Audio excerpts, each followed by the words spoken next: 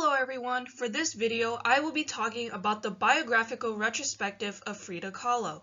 She was a very interesting and creative artist who had a strong ambition of creating beautiful pieces of artwork with deep meanings to them.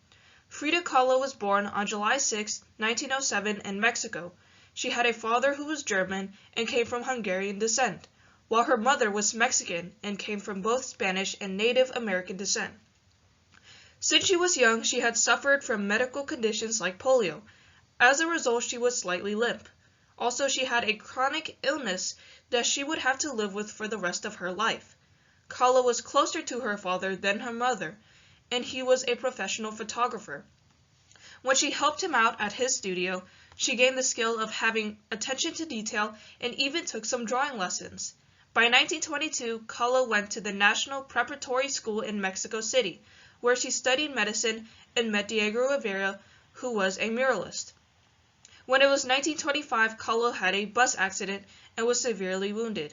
She would end up undergoing more than 30 surgical procedures throughout her life.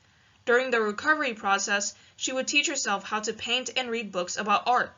When she had recovered, she joined the Mexican Communist Party, or the PCM, where she met Diego Rivera once again, and he encouraged her to continue painting.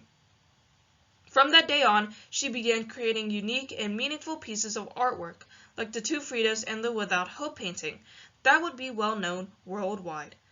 They ended up getting married in 1929, and soon after their marriage, Kahlo began to change her style for both her personal and painting style. Kahlo began wearing the traditional Tejuna dress, which became a trademark for her. She even wore a flowered headdress, as well as gold jewelry, a loose blouse, and a long skirt that was ruffled.